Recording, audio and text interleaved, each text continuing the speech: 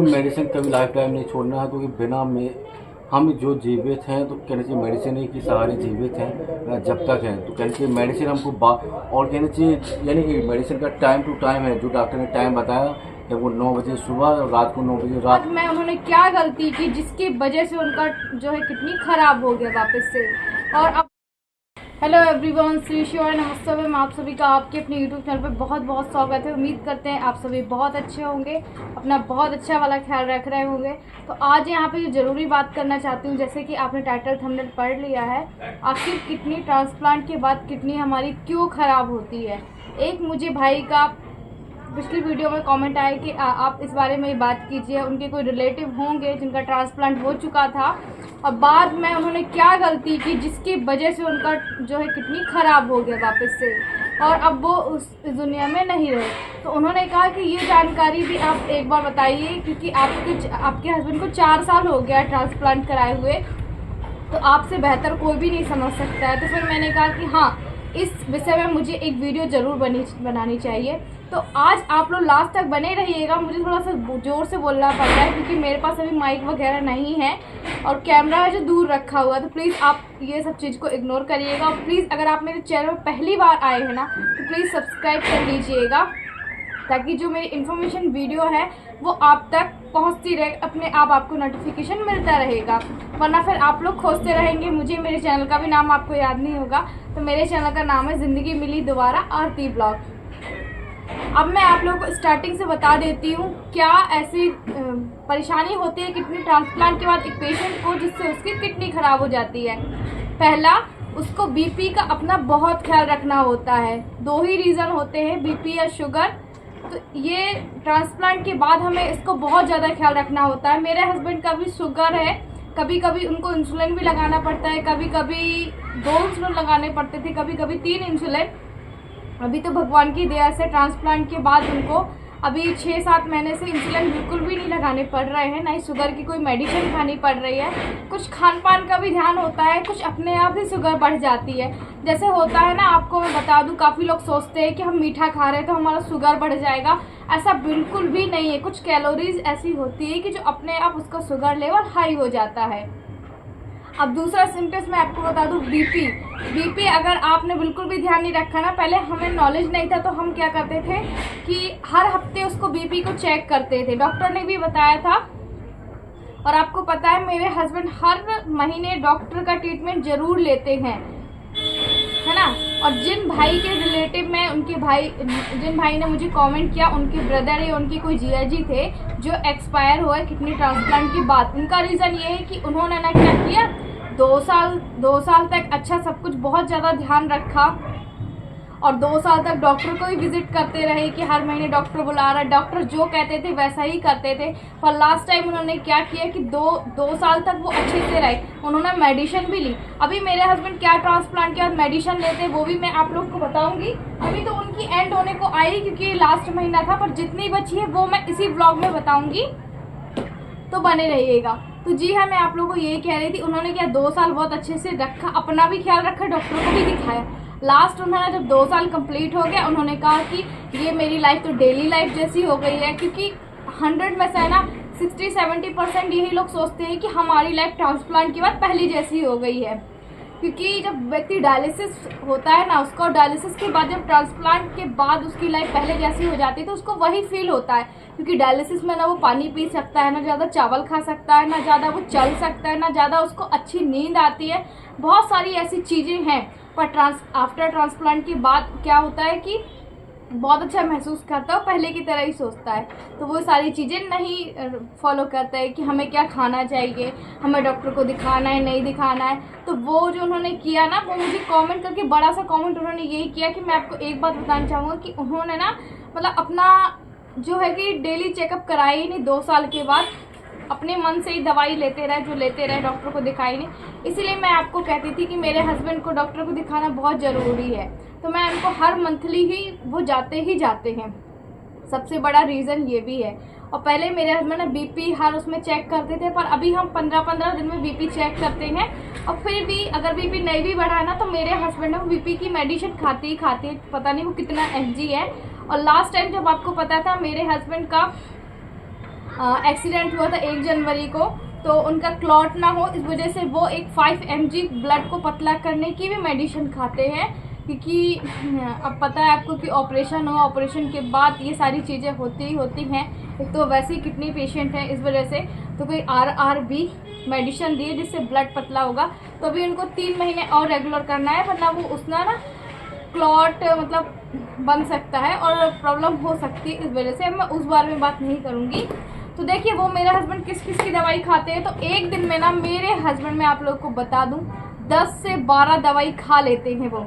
अभी सिर्फ ट्रांसप्लांट की बता रही हूँ, और ऑपरेशन, पैर के ऑपरेशन होने के बाद वो 6-7 दवाइयाँ अलग से ऐड हो गई। और ये दवाइयाँ पता है ट्रांसप्लांट के बाद कब तक खानी है, जब तक इंसान की ज़िंदगी है, यही जब तक ये मेडिसिन खानी है। और ये जो हमारी किडनियाँ चलती है ना ट्रांसप्लांट की बात सिर्फ और सिर्फ मेडिसिन की वजह से ही चलती है। हम सोचते हैं ना कि हमने ट्रांसप्लांट करा लिया, जैसे मैंने अपने हस्बैंड को किडनी दी तो मेरे पे जो किडनी का असर हो रहा है वो हस्बैंड पे ही होगा। जी नहीं, ये जो मेडिसिन खाते हैं ना, कुछ इन्फेक्शन की है, कुछ और किसी से बचाओ, तो ये सारी चीज़ें हैं जो रहती हैं वो किडनी को बचाए रखती है ट्रांसप्लांट के बाद, और उसी ट्रांसप्लांट वही लंबे समय तक चलता है। मुझे काफ़ी ज़्यादा ऐसे व्हाट्सएप में मैसेज आते हैं कि हमारे हस्बैंड को इतना साल हो गया, हमें इतना साल हो गया, इतना साल हो गया, प्लीज़ आप इसका ध्यान रखिएगा। तो वो चीज़ें मुझे लगा कि अपने व्यूअर सब्सक्राइबर को भी मुझे बताना चाहिए कि कई लोग देखो किडनी ट्रांसप्लांट के बाद डरते, क्योंकि देखो एक तो इसमें बहुत ज़्यादा पैसा लगता है, ऊपर से ये पेनफुली होता है, ऊपर से डोनर भी तैयार नहीं होता है। जैसे हम ना कोई डोनर भी तैयार हो जाए तो ऐसे डोनर भी तैयार नहीं होता। पर देखो मेरे सामने मेरे हस्बैंड की क्या कंडीशन थी, इसलिए मैं किडनी देने के लिए तैयार हुई थी, किडनी देने के लिए तैयार हुई थी। देव गाड़ी चला रहा है, थोड़ा सा माफ़ करिएगा, ठीक है। अब मैंने दे तो दी, अब फिर उसके बाद डॉक्टर ने ये पहले ही बता दिया, बाबू मैं बात कर रही हूँ, डॉक्टर हमें पहले ही बता देते हैं कि आपको ट्रांसप्लांट के बाद कितनी मेडिसिन चलेगी, कितने साल तक चलेगी, कितने हज़ार की चलेगी, ये सारी चीज़ें डॉक्टर हमें पहले ही बता देते हैं। हमें भी डॉक्टर ने पहले ही बता दिया था। बाबू बात कर रही ना मैं। तो जो डॉक्टर है ना हमारे, उन्होंने जैसे कई लोग मैंने देखा है, कई लोग कमेंट करते हैं कि इतना पानी पीने से भी किडनी खराब होती है, कम पानी पीने से भी होती है। जी बिल्कुल नहीं, मेरे हस्बैंड को जब डायलिसिस चलता था तो वो चम्मच से पानी पी सकते, इमेजिन कर सकते हैं आप लोग, चम्मच से। जब गर्मी का समय होता है तो हमें सबसे ज़्यादा प्यास लगती है, मेरे हस्बैंड भरपेट पानी तक भी नहीं पी पाते थे कि जितनी हमारी वो, क्योंकि फिर उसमें डायलिसिस बढ़ जाती थी। पर अभी क्या हो, ट्रांसप्लांट के बाद ना 4-5 लीटर ही डॉक्टर ने कही था। तो ये चीज़ है, और मैं ये चीज़ इसलिए आप लोग को बता रही हूँ क्योंकि इसमें मैंने देखा है काफ़ी लोग मुझे कमेंट कर रहे हैं कि हमारे साथ ऐसा हुआ, हमारे साथ ट्रांसप्लांट के साथ ऐसा हुआ। तो जी नहीं, बिल्कुल, जब तक आपकी ज़िंदगी है आपको डॉक्टर को दिखाना नहीं छोड़ना। किसी का भी ट्रांसप्लांट हुआ हो, आपको डॉक्टर को दिखाना नहीं छोड़ना है। भले ही आप अच्छे हैं, स्वस्थ हैं, फिर भी आपको डॉक्टर को विजिट करना ही करना है। मैं आप लोग को बता दूँ, मेरे हस्बैंड का डॉक्टर का फीस ही केवल 15 से 2000 रुपये जाता है हर मंथली। फिर भी हम इग्नोर नहीं करते, क्योंकि मुझे पता है कि उनको दिखाना है तो दिखाना है, जो डॉक्टर बोलेंगे वो चीज़ फॉलो करनी है। तो ये चीज़ हमने कभी भी नहीं रोकी, कभी भी स्किप की ही नहीं। आप लोग मेरे पिछले 4 साल से जो ब्लॉग है, बाबू नहीं बैठ जाओ, पिछले 4 साल से जो ब्लॉग वो देख सकते हैं। मैंने कंटिन्यू हर एक चीज़ का वीडियो बनाया, हर एक चीज़ बताई अपनी यूट्यूब फैमिली को, क्योंकि बस यही है ना कि अगर मैंने ज़िंदगी एक बचाई है तो शायद कहीं आप भी एक ज़िंदगी को बचा सकते हैं। और आप डोनर हैं, आप किसी को किडनी डोनेट करना चाहते हैं तो बिल्कुल भी मत घबराइए। मैं तो स्वयं किडनी डोनेट करके बैठी हूँ, और किडनी डोनर की जो मेडिसिन है वो सिर्फ 5 दिन ही चलती है, उसको थोड़ा सा ख्याल रखना पड़ता है, पर कोई बात नहीं, हम तो भगवान भरोसे हैं, है ना। और किडनी डोनेट के बाद मेरी नॉर्मल डिलीवरी भी हुई है, एक बेबी बॉय हुआ है। ये सारी चीज़ के भी ब्लॉग मैंने ऑलरेडी बना के रखे हैं। पर जो हमारे किडनी पेशेंट भाई बहन है ना, वो प्लीज़ अपना बहुत ज़्यादा ध्यान रखें। और कोई भी रिलेटेड आप लोग क्वेश्चन करना चाहते हैं, मुझे बहुत अच्छा लगता है कि मेरी वीडियो उन तक पहुँच रही है जिनकी बहुत ज़रूरी काम आने वाली है, मुझे बहुत अच्छी लगी। और पिछली जो किडनी की एक वीडियो है वो मैं आप लोग को बता रही हूँ, उसी में मुझे इतना ज़्यादा संतुष्टि मिली ना कि मैं क्या ही बताऊँ आप लोगों को। आप लोग प्लीज़ बहुत ज़्यादा ध्यान रखिएगा। अब मेरे हस्बैंड आ गए हैं, वो किडनी ट्रांसप्लांट पेशेंट जो हैं वो खुद ही बताएंगे कि वो कौन सी मेडिसिन कब कब लेते हैं, क्या क्या उनको और ध्यान रखना पड़ता है। वो इसी ब्लॉग में मैं ऐड करूँगी, उसके बाद अपने मिलके ब्लॉग का एंड करूँगी। तब तक के लिए बाय बाय। तो देखो मेरे हस्बैंड आ चुके हैं, अंदर बैठे हुए थे। और अभी लेकर आई हूँ। कई लोग मुझसे पूछते हैं आपके हस्बैंड को ट्रांसप्लांट के बाद क्या हो गया, तो ये ना उनको एक्सीडेंट हो गया था, जो कि रोड एक्सीडेंट थार से हुआ था। इसमें उनकी प्लेट डाली गई, इसलिए उनको थोड़ा सा स्वेलिंग भी रहती है पैर में, वो रहेगी भी कुछ सालों तक। हेलो फ्रेंड्स, तो ना कैसे हैं आप लोग। तो देखिए, मेरा हुआ है किडनी ट्रांसप्लांट और आपको पता है किडनी डोनर है मेरी वाइफ। और ये मेरा देखिए किडनी ट्रांसप्लांट के बाद ऐसा कुछ नहीं होता है ना, जैसा लोग सोचते हैं कि किडनी ट्रांसप्लांट के बाद कुछ प्रॉब्लम वगैरह होती, तो ऐसा कुछ नहीं होता ना। तो मेरी ये मेडिसिन है, और ये है कि किडनी ट्रांसप्लांट के बाद जो पेशेंट है उसको मेडिसिन कभी लाइफ टाइम नहीं छोड़ना है, क्योंकि बिना में हम जो जीवित हैं तो कहना चाहिए मेडिसिन ही के सहारे जीवित हैं जब तक हैं। तो कहना चाहिए मेडिसिन हमको और कहना चाहिए यानी कि मेडिसिन का टाइम टू टाइम है, जो डॉक्टर ने टाइम बताया कि वो 9 बजे सुबह और रात को 9 बजे रात को, तो हमको 9 से 5 हो जाएगा, लेकिन 9 से 10 हो जाएगा, लेकिन उससे ज़्यादा टाइम नहीं, 5-10 मिनट चल जाता है, इससे ज़्यादा टाइम बिल्कुल नहीं। तो ये हमारी जो ट्रांसप्लांट की मेडिसिन है, इनका बिल्कुल ट्रीटमेंट चलता है कि 12 घंटा 24 घंटा ऐसा उनको डॉक्टर साहब को मिल जाता है। कृपया अपनी मेडिसिन ट्रांसप्लांट के बाद मेडिसिन बिल्कुल ना छोड़ें ना, और समय समय में डॉक्टर जब भी आपको बुलाए चेकअप के लिए, चेकअप आप बिल्कुल ज़रूर करवाते रहेंगे।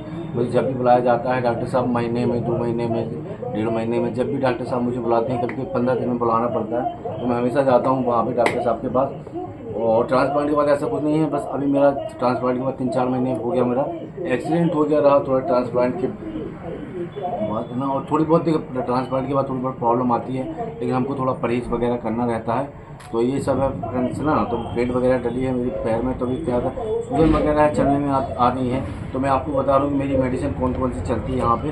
तो देखिए, मैं आपको मेडिसिन बता रहा हूँ, जो मेरी बायोरल है ना, ये बायोरल है 100 mg, जो सुबह और है ना, और एक दवाई और एक 25 की है, मतलब 25 mg है ना, 125 mg सुबह और शाम। ये दवाई मैं खाता हूँ, बायोरल 100 है ना, पेनेवल वायरल 100 हाँ, ये खाता हूँ। और एमग्राफ्ट चलती है मेरी, मैं आपको बता दूँ यहाँ पे एमग्राफ्ट जो मेडिसिन है, जो मेरी एमग्राफ्ट मेडिसिन है, ये 2 गोली सुबह 2 गोली रात को, ये है ना, ये ट्रांसप्लांट की मेडिसिन है हमारी, ये सब हम खाते हैं। एमग्राफ्ट 2 गोली सुबह 2 गोली शाम, और ये मैंने इसका डोज बता दिया। और साथ में स्टेरॉइड दवाई है, स्टेरॉइड दवाई हर डॉक्टर देता है ट्रांसप्लांट के बाद, तो मैं ओमना कोटेल खाता हूँ 10 mg स्टेरॉइड दवाई, वो चलती है मेरी है ना। और ये गैस की गोली भी डॉक्टर साहब ने दी है, जब ज़्यादा प्रॉब्लम होती है तब खाते हैं, बाकी गैस की गोली मैं नहीं खाता यहाँ पे। और अभी ये कैल्शियम की गोली डॉक्टर साहब ने मुझे चालू की है, जब से मेरे पैर में एक्सीडेंट हो गया है, तो ये गैस की गोली कैल्शियम की गोली चालू करी है, तो कैल्शियम की गोली मैं आधी खाता हूँ। और ये अभी RR भी एक टैबलेट है खून पतला करने वाली, ये सब मेरी अभी हड्डी की खाड़ी जब से हुआ ना, तब से मेरी मेडिसिन चलती है। और आयरन की मेडिसिन है, ये भी खा रहा हूँ अभी। और ये बायोरल और ये बैक्टीरियन डी है ना, ये खाता हूँ मैं आधी गोली रात को। ये एंटीबायोटिक दवाई है, ये रात को गोली खाते हैं ना, तो एंटीबायोटिक है, इसको खाना भी जरूरी रहता है, ये ट्रांसप्लांट की मेडिसिन। तो यही सब है फ्रेंड्स, ये मेडिसिन मैं खाता हूँ। तो ये मेरी मेडिसिन काफ़ी महंगी आती है, आपको बता दूँ, महीने भर में है ना। तो ये सब है, बस जैसे धीरे जैसे हम लोग काट रहे हैं अपनी लाइफ है ना, बस मैं आप लोगों को अपने वीडियो के थ्रू यही बोलूँगी कि आप लोगों ने अगर ट्रांसप्लांट करा लिया है ना, तो प्लीज़ आप किसी के बहकावे पे मत आइए।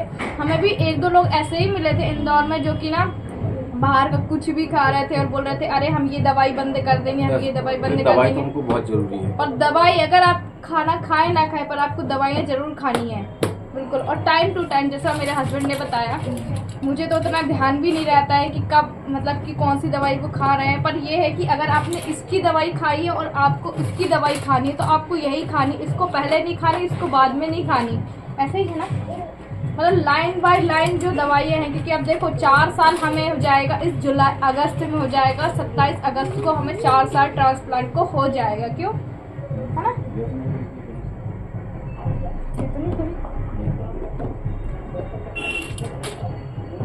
तो चलिए, अगर आप लोगों को ये वीडियो प्लीज़ अच्छा लगा हो तो रिक्वेस्ट करते हैं प्लीज़ आप लोग सब्सक्राइब कर लीजिएगा। और जो भी आप लोग किडनी से रिलेटेड हमसे क्वेश्चन करना चाहते हैं, after kidney before kidney patient, तो वो क्वेश्चन कर सकते हैं बेझिझक। और अगर आप लोग कमेंट करने में झिझकते हैं तो आप लोग हमारे इंस्टाग्राम ID में भी फॉलो कर सकते हैं, जो मैं साइड में मेंशन कर दूंगी। तब तक के लिए बाय बाय।